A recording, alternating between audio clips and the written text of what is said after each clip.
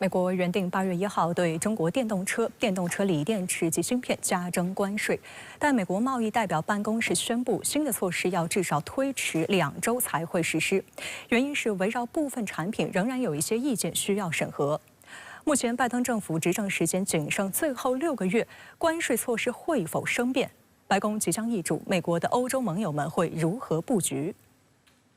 美国贸易代表办公室5月宣布，从8月1号开始，对从中国进口的纯电动汽车、钢铁和铝制品、纯电动汽车电池、光伏面板、港口起重机、医疗用品提高惩罚性关税，将影响180亿美元的货品。其中对中国电动汽车加征的关税从此前的25%大幅增加至100%，太阳能电池从25%到50%，电池部件、锂电子电动汽车电池的关税均从7.5%提升至25%，而特朗普任内对价值3000亿美元的中国商品征收的惩罚性关税将保持不变。按照流程，美国贸易代表办公室6月开始进行为期30天的公众咨询，收集各方意见，包括新加征的关税对美国经济消费者的影响。目前收到了上千份意见书，但到目前仍没有审视完毕，故推迟了正式实施新关税的时间。外界预计最早8月中旬，最晚9月中旬将会有结果。它需要有一个时间，把所有的美国国内采购商的意见进行一个汇总，然后再做一个综合的决定。我个人感觉更多是一个程序上的事情，并不会改变它未来加征关税的这个决定。美国在特朗普任内启用301条款，单方面对中国商品加征关税。2021年拜登上任后，并未改变相关措施，而是展开了长达3年的审查，直至临近大选才推出审查结果。深圳卫视注意到，拜登政府实际上还加大了打击力度，直接针对中国先进制造业和材料领域。路透社指，华盛顿正在投资数千亿美元用于清洁能源税收补贴，以发展美国电动汽车、太阳能和其他新兴产业。同时，美国大力攻击中国所谓产能过剩，以此合理化单方面加征关税的行为，并美其名曰此举是为保护自身产业。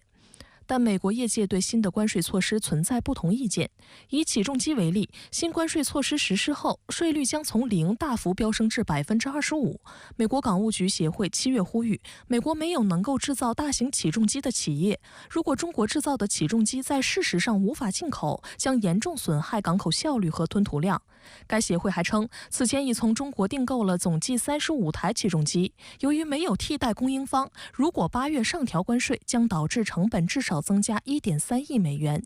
纽约和新泽西港务局也称，美国加征关税将导致每台起重机的成本增加450万美元。中国社会科学院美国研究所助理研究员杨水清认为，拜登政府对涉及180亿美元的中国进口产品加征关税，相比特朗普时期波及范围较小。此外，考虑到在包括电动汽车等领域，中国对美出口量较小，新加征的关税对中国的影响有限。那如果做一个定量的测算的话，比如说当时对于我们的3700亿的出口到美国的商品加征了4轮关税，平均税率大概从之前的3%上升到19%，相当于上升了16%的一个幅度。18年到19年，中国出口到美国的贸易额正好也是降了16%，所以这个180亿如果平均平摊到这个平均税率里面，它可能不足以上升1个百分点。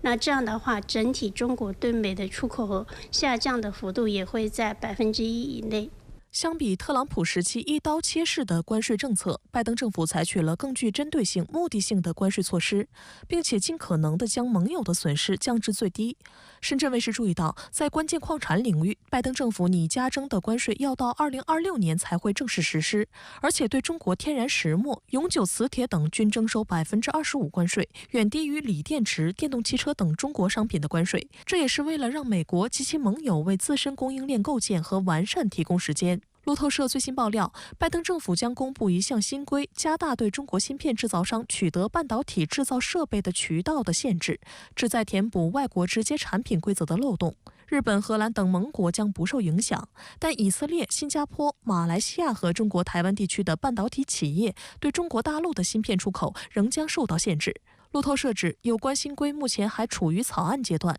显示华盛顿想在对华打芯片战的同时，不至于激怒盟友。在31号的外交部例行记者会上，发言人林健表示，美方将经贸科技问题政治化、泛安全化、工具化，不断加码对华的芯片出口管制，胁迫别国打压中国半导体产业，严重破坏国际贸易规则，损害全球产业链稳定，不利于任何一方。中方对此一贯坚决反对。中方将密切关注有关动向，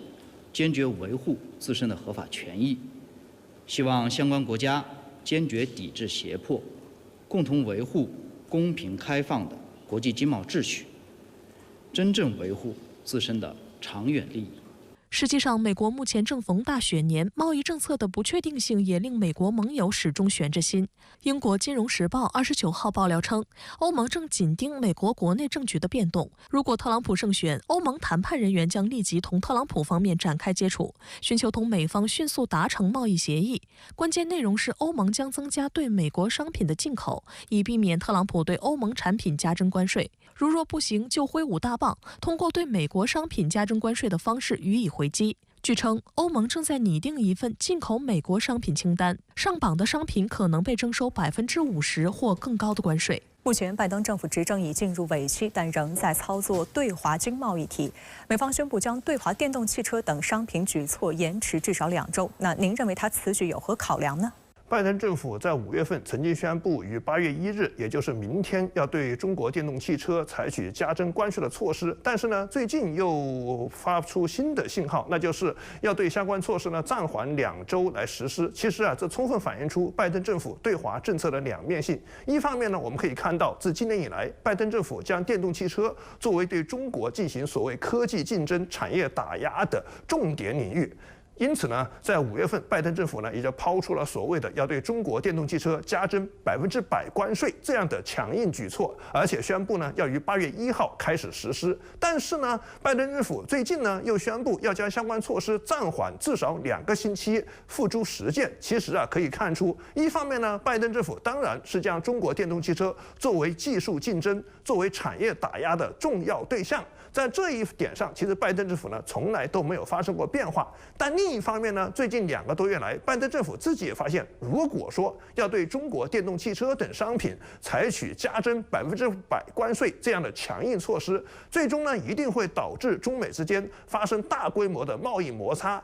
对于美方自己呢，也一定是得不偿失的。毕竟呢，中国既是重要的贸易伙伴，也是非常重要的投资对象。如果说美国发动对中国新一轮的大规模贸易摩擦，其实呢，对于美方自己的经济啊，会构成严重的损害。尽管呢，在当前美国总统大选进入白热化的阶段，拜登政府呢非常希望通过对中国电动汽车加征100%关税这样的强硬举措，来进一步赢得在国内保守派当中的支持。但另一方面呢，拜登政府也非常清楚，如果说因为与中国爆发新的贸易摩擦，影响到美国国内的经济数据，影响到美国国内的就业形势，那么对于民主党，对于拜登政府本身在总统选举当中的形象塑造都是非常不利的。因此呢，也就不难理解为什么拜登政府一方面宣布要继续推进对中国电动汽车加征关税的措施，但另一方面呢，在这一措施即将生效的关头，却又宣布呢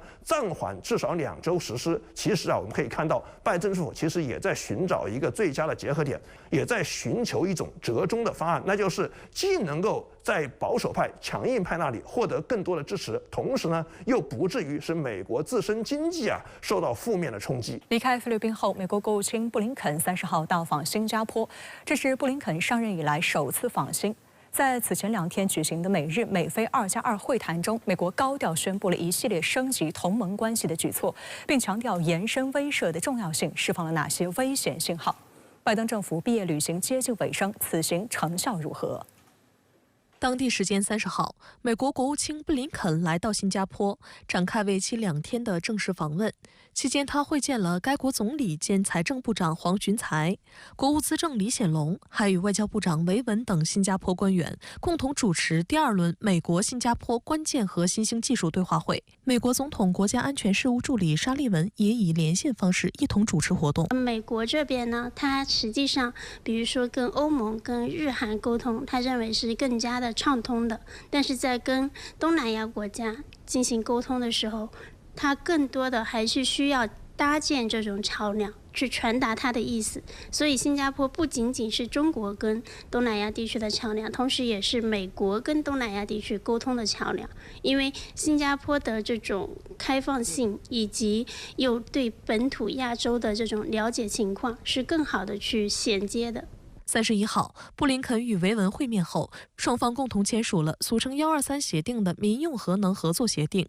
维文表示，新美关系持续强劲，该协定的签订将促进两国的核信息技术分享交流。报道称，对于新加坡而言，为实现最迟在2050年达到净零排放的目标，该国必须推动能源转型。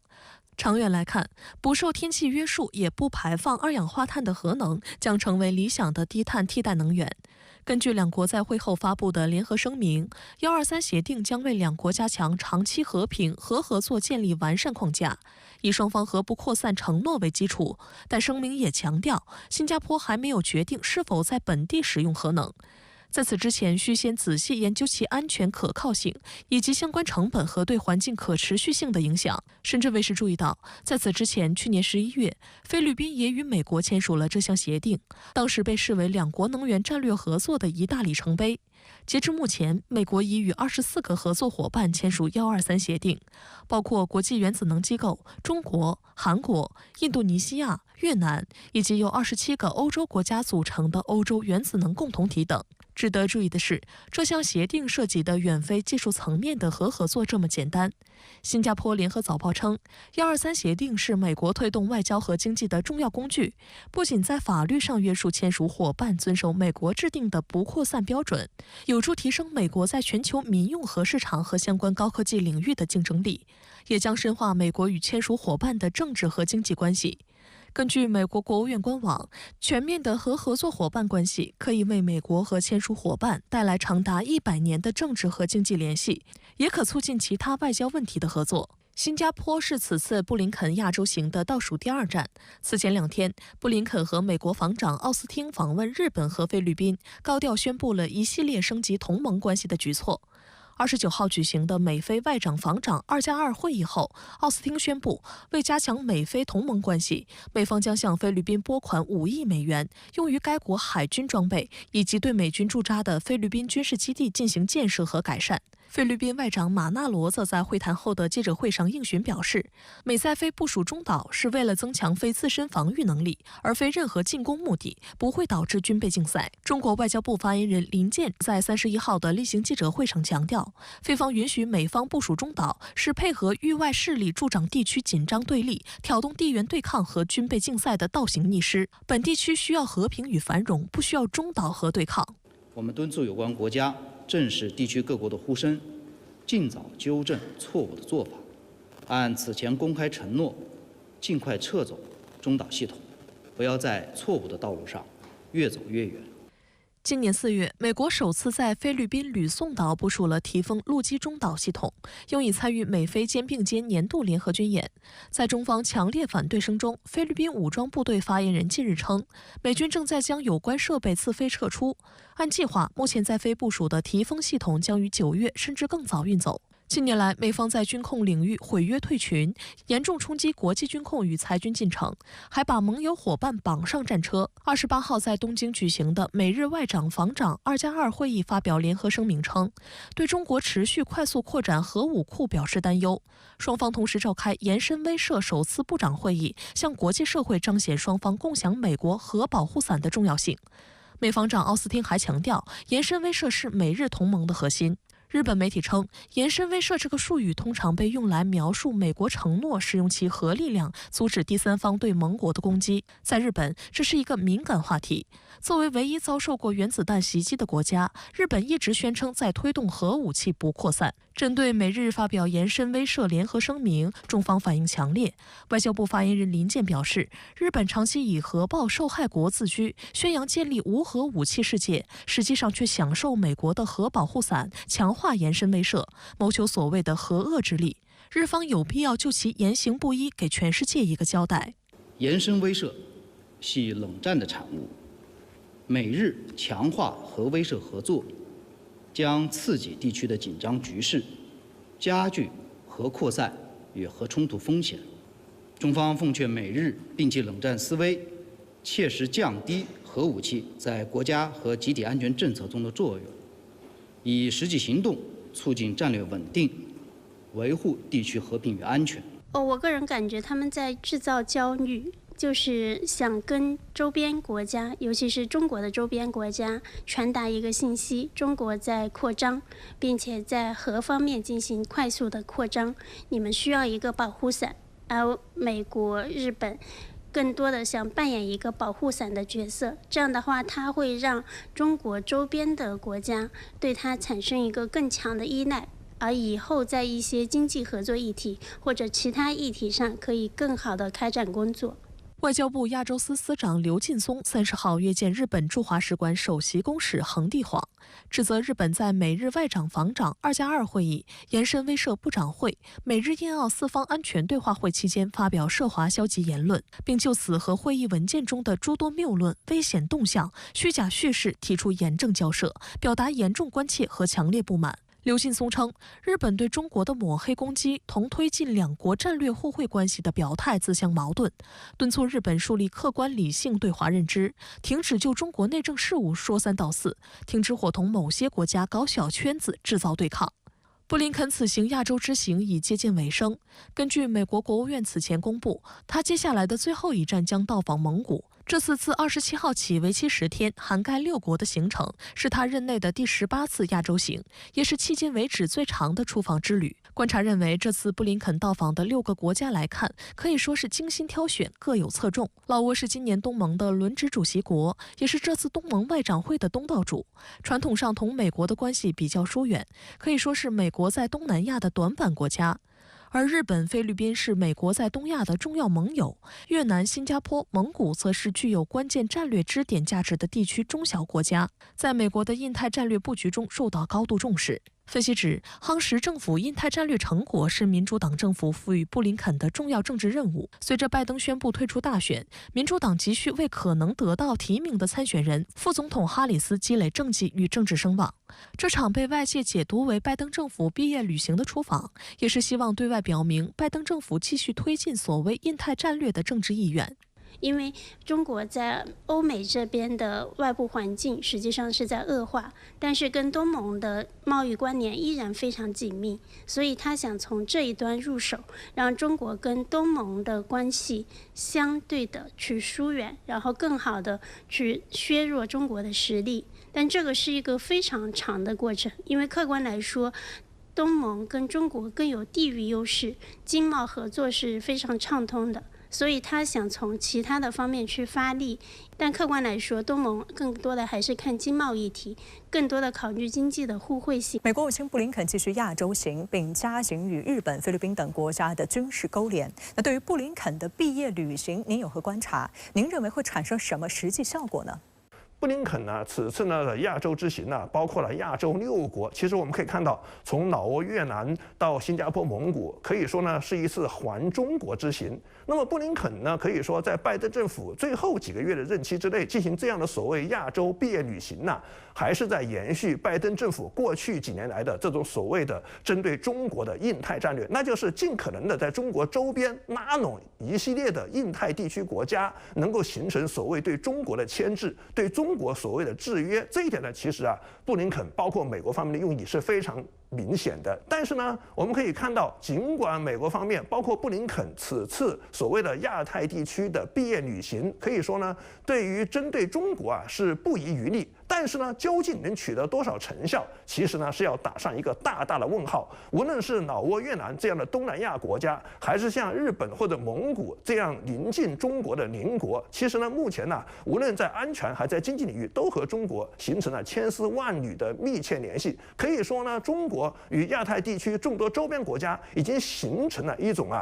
你中有我，我中有你的利益共同体局面。无论这些国家主观上对中国持有什么样的政策立场，任何有一定远见卓识的政治家都不能忽视与中国之间这种客观的物质基础的经济关系。这一点呢，其实已经成为一个基本的事实。因此，我们可以看到，尽管几年来类似于布林肯此次亚太地区毕业旅行这样的美方动作可以说是层出不穷，但是呢，亚太地区的基本的政政治格局、基本的经济形势并没有发生改变，或者说中国与周边地区众多国家，无论是老挝、越南还是蒙古、新加坡或者日本、菲律宾，这种基本的关系格局啊，也没有发生根本性的负面的下滑。这一点呢，其实啊，事实已经清晰地证明了这一切，那就是中国作为亚太地区重要的安全稳定力量，作为亚太地区重要的经济增长动力，其实呢，并不是美方一些政治势力或者政治人物的小动作所能撼动的，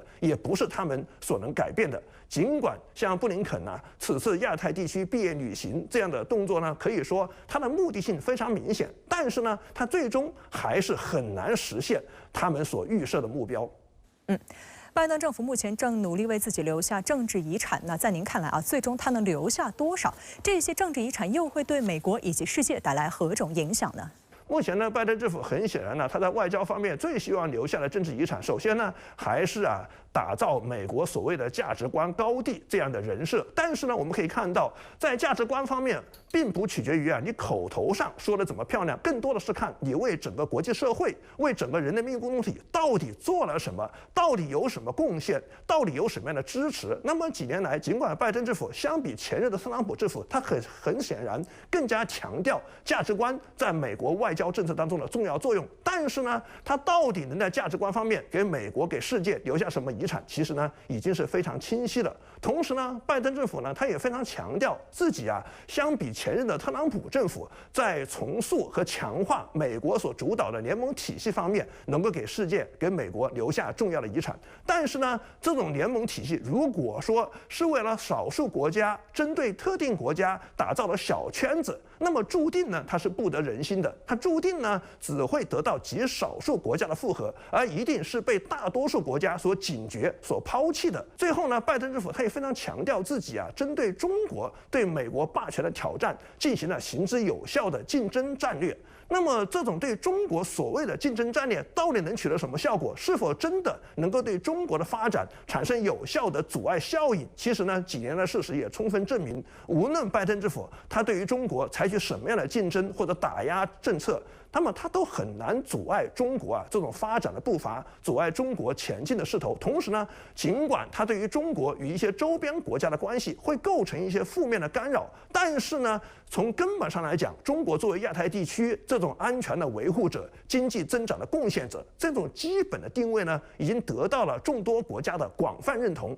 也不是拜登政府所谓竞争战略所能够扭转的。因此，从这个角度来说，即使作为拜登政府现任副总统的哈里斯能够如愿以偿接替拜登登上总统宝座，这种政治遗产到底能够发挥多大的作用？其实呢，是要打上大大的折扣。倘若是特朗普最终入主白宫，取代了民主党的执政地位，那么拜登政府这种政治遗产那就更无从谈起。那很可能无论是价值观战略还是联盟战略，都会被特朗普所彻底抛弃。哈里斯接棒拜登竞逐美国总统后，民主党阵营士气大涨。过去几天，在7个关键战场州中，哈里斯实现在6州民调飙升，令共和党方面紧张不已。特朗普竞选团队迅速调整策略，斥资在摇摆州投放广告，希望能够吸引更多中间选民。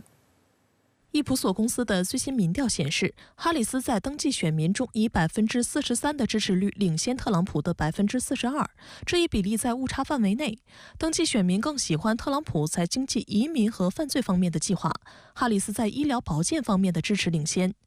美国有线电视新闻网指出，女性及少数族裔等都是哈里斯的加分项。在非洲裔选民中，哈里斯以78%对15%压倒性领先特朗普。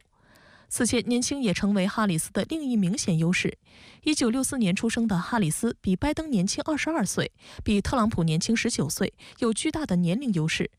美媒报道，年轻选民们对哈里斯加入战局迅速展示了热情。在过去的几天里 ，TikTok 上的用户开始使用椰子树表情符号，以此表示他们对哈里斯的支持。据了解，椰子树表情包最初来自于2023年哈里斯的一段演讲。I don't know what's wrong with you young people. You think you just fell out of a coconut tree? 起初，这是共和党为了嘲笑哈里斯的魔性笑声，故意投放到网上的片段，但没想到在这年轻一代身上非常受用。他们认为这凸显了哈里斯的真性情。从此，椰子树也成为了哈里斯的标签之一。更为值得关注的是，原本特朗普在7个关键战场州中全面领先，但根据亲共和党的福克斯新闻的民调，哈里斯在威斯康星、宾夕法尼亚、明尼苏达和密歇根几个摇摆州支持率首次反超特朗普。其中，在密歇根州，哈里斯更以57%的支持率大幅领先特朗普10个百分点。妹妹称，尽管最终确定民主党内提名的全国代表大会尚未召开，但哈里斯已经锁定候选人席位。据路透社引述消息人士的话披露，他最快将在8月5号宣布副手人选，然后与新竞选搭档一起开启为期4天的跨州竞选集会。首次活动将在宾夕法尼亚州费城举行。路透社认为，这场竞选集会的地点已表明，宾夕法尼亚州州长夏皮罗在哈里斯的副总统候选名单中排在首位。但哈里斯的一名竞选助理表示，不要对哈里斯把宾州列为他的首战做过多解读。随着北卡罗来纳州州长库珀和密歇根州州长惠特莫表态退出角逐，哈里斯的副手候选名单正在逐步缩减。目前，除了宾州州长夏皮罗外，肯塔基州州长贝希尔、亚利桑那州参议员凯利、明尼苏达州州长沃尔兹和交通部长布蒂吉格被视作最有力的竞争者。他们的共性是具有一定从政经验的白人男性。我倾向于认为亚利桑那州的联邦参议员马克·凯利很可能成为他的搭档。一方面他们年龄相仿，第二他们可以互补。马克·凯利当然是男性嘛，对吧？我们认为不会是同性别的人来做搭档的。而且亚利桑那州毕竟是上一届拜登赢下的一个州，那么由这个亚利桑那州的凯利来跟他搭档的话，我觉得对争取摇摆州应该会有一定的帮助的。哈里斯上周筹集了创纪录的2亿美元的新竞选资金后，为了在摇摆州追赶特朗普，加大竞选广告布局，推出一则名为“无畏”的广告，集中宣传自己过去的功绩，并针对特朗普以78岁的高龄参选，指特朗普的旧思维已不适合领导美国。But Donald Trump wants to take our country backward, to give tax breaks to billionaires and big corporations and end the Affordable Care Act. 面对哈里斯来势汹汹，共和党方面也迅速调整竞选策略，毫不相让在战场州购买广告。彭博社称，特朗普的竞选团队斥资8300万美元预定了8月底之前的广告时间，把约98%的竞选广告投入传统摇摆州中的5个，分别是宾夕法尼亚、密歇根、威斯康星、佐治亚和亚利桑那州。其中，特朗普遭遇刺杀未遂的宾州最被看重，今后4州将在该州砸下3200万美元。哈里斯方面也将投入1700万美元。现阶段而言，特朗普在广告上砸钱数目是哈里斯的2倍之多。特朗普30号推出的全新竞选广告题为“我不理解”，以攻击哈里斯为主，强调他作为副总统期间无力处理边境非法移民、毒品及恐袭问题，形容哈里斯是失败者。有分析指，特朗普竞选团队此前用几个月的时间攻击拜登，指出其不适合连任，现在不得不改变方向，要在不到100天的时间里找出对抗更加年轻、具有活力的哈里斯的新观点。27号，特朗普在明尼苏达州集会上猛批哈里斯，称他要是当选美国总统的话，将加剧中东危机，甚至就此引爆第3次世界大战。Kamala Harris presidency means 4 more years of extremism.Weakness, failure, chaos, and probably World War III. I really believe it. A Trump victory will bring back leadership, competence, common sense, and strength to the Oval Office. That's what we had. We had no wars. We had no wars.值得注意的是，特朗普是否会与哈里斯进行辩论，引发各界关注。美国有线电视新闻网的评论指，拜登与特朗普的首场辩论改变了大选的走向，而特朗普与哈里斯未来的辩论可能比其他任何事件都更可能在最后关头影响大选。在拜登退选之后，特朗普曾表示至少会与哈里斯进行1次辩论，但他29号在接受福克斯新闻频道采访时却给出了含糊的回答。The answer is yes, I'll probably end up debating. You know, I had a very good second debate with Biden. I really beat him badly. The problem was 30-40% of the votes were already cast. If you're going to have a debate, you got to do it, I think, before the votes are cast. I think it's very important that you do that. 现在特朗普可能还没有想好怎么对付哈里斯。哈里斯是这个法律背景出身的，口才了得。我们知道，特朗普他的优势不在于表达一个政策所以在跟哈里斯如果要进行辩论的话，你仅仅靠这个方式，很可能会遭遇到一个不利的这种状态所以现在我觉得共和党方面有些慌。民主党哈里斯接替拜登后，美国大选行情似乎更加扑朔迷离了。从全美民调上看，特朗普的风头好像被压住了。那对此您怎么看呢？主持人好，没错，哈里斯接替拜登当民主党的主帅以后，美国大选行情呢正在变轨，似乎呢是政府颠倒了。最显著的变化有3点：一是过去的民主党总是被特朗普穷追猛打，拜登的年龄是主要话题。哈里斯接棒以后，他的年龄呢比特朗普小19岁，特朗普呢反倒成了被追打的对象，公开挑战特朗普，你想不想辩论？那咱们呢什么时候来个面对面呀？就是说呢，民主党哈里斯正在变守为攻，这是一个变轨。二是选举话题的转变，以前呢是单一的拜登年龄，现在呢则逐渐转到大选议题的各个方面，开始上正轨了。边境管理、移民、物价、贸易、惩治犯罪等等，两党呢都在进行讨论和比拼。与以往的大选一样，美国国内问题仍然是主要选举议题。三是美国选民对大选结果的预期发生了比较大的转变。特朗普挨枪子以后给美国人甚至给整个西方人的感觉是，这一枪呢给特朗普获胜上了保险，俨然呢他就是下一届美国总统了。哈里斯替换拜登以后，这种感觉呢没了。特朗普的保送名额被取消了，哈里斯呢与他的民意支持也是不相上下，有的对哈里斯的预期还要高一些。美国彭博社说，哈里斯出战以后已经抹去了特朗普在7个战场州的整体领先优势。美国历史学家艾隆·利希特曼过去36年对大选预测是没有失手过，他总结出了一套预测方式，总结出进入白宫的13把钥匙。按照他的测算，现在呢，哈里斯已经握有6把钥匙，而特朗普只有3把。所以说呀，现在美国大选行情是扑朔迷离，没人知道谁会赢，两人呢仍在短兵相接之中。台当局2025年度总预算案将于近日出台，其中防务预算将创历史新高，岛内反弹强烈。据台审计部门公布的报告显示，台当局公共债务已高达6万5千亿元新台币，这也意味着未来5年台当局都将入不敷出。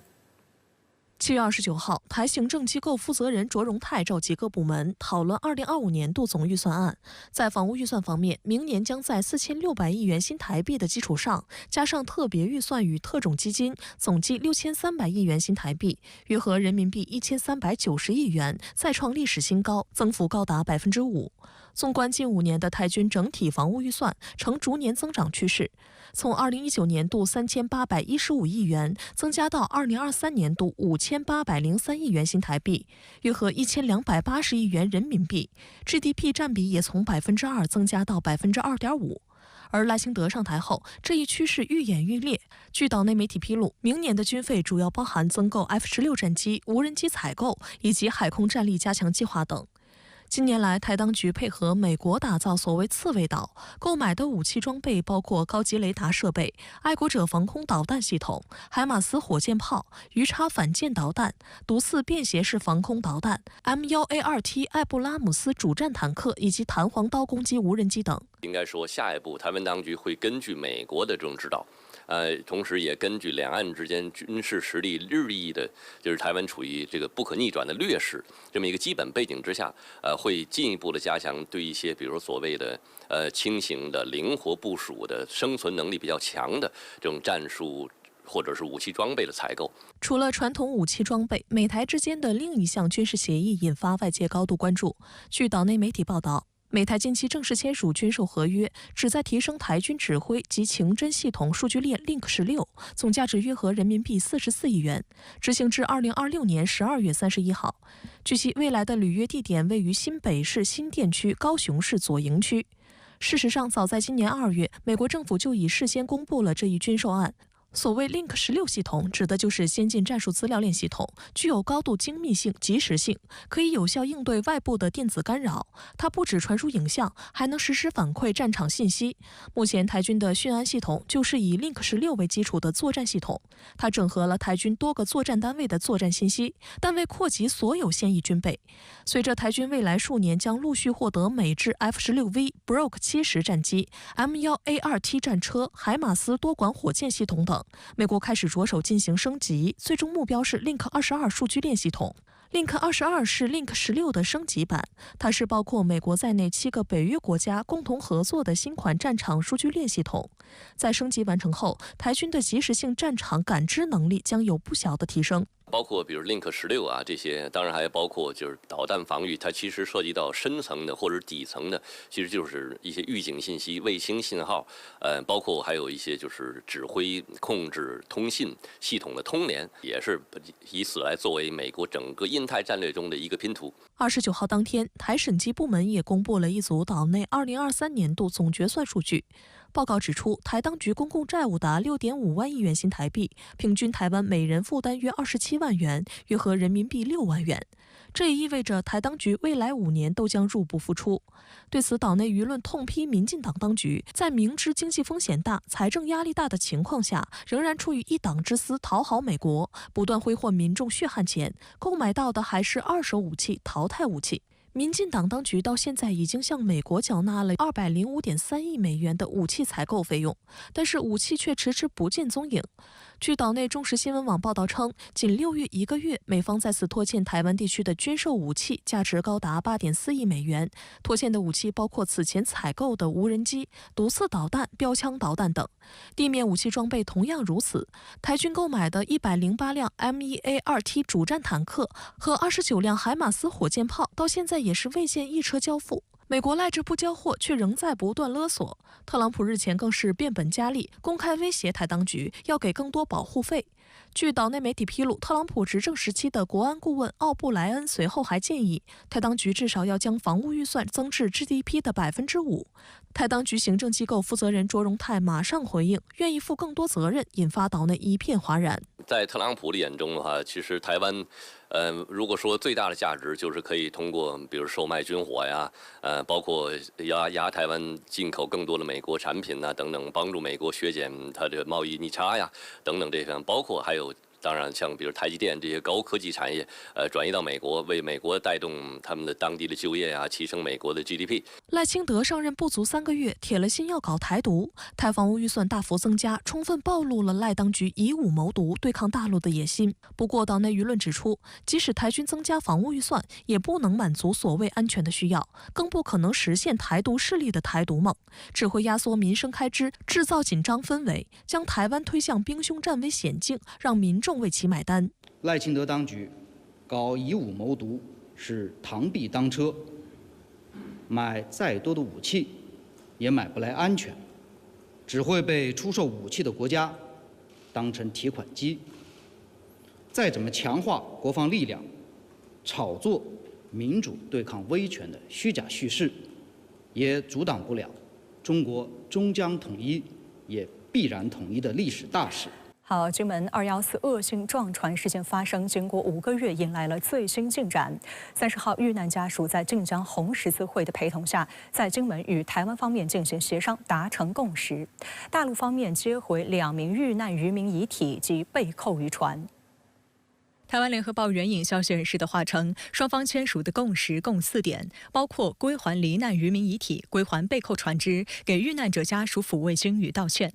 会后，晋江红十字会高级顾问李朝辉表示，双方已就善后协商达成共识，希望台湾有关方面认真落实协商纪要条款，让遇难者安息，给家属一个交代。当天，遇难者遗体同被扣渔船一同返回。除了协商会，当天在金门，遇难者家属、两岸代表人士约100人，在殡葬管理所举行联合致祭告别式，现场悬挂岛内各界赠送的同体大碑、同悲不舍等挽联。家属在哀乐声中跟随司仪，分别向逝者上香、献花、献果、叩首。台海军部门负责人张忠龙在祭奠现场向家属表达歉意。随后，两岸相关部门的代表依次上香、献花、献果，行3鞠躬祭奠礼，向家属致以慰问。对于本案，对于家属所受的煎熬，海巡署愿意再次公开表达歉意，请家属节哀。时至今日，2名遇难者终于能够返回故乡，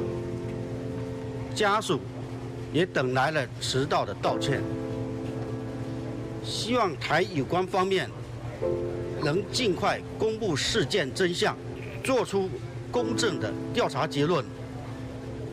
并对涉事人员做出相应处理。台湾方面陆委会前副主委张显耀接受媒体采访时表示，此次达成共识确实有舒缓两岸局势紧张的效果，彼此试水温。对于未来有关于两岸民间的交流合作，可能有机会再往前推进。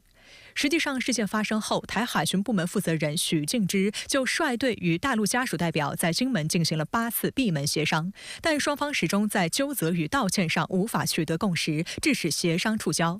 3月5号，2名在事件中遇难的渔民家属在晋江红十字会陪同下来到金门祭拜亲人。由于始终得不到台有关部门的道歉，其拒收台方给家属准备的10万人民币。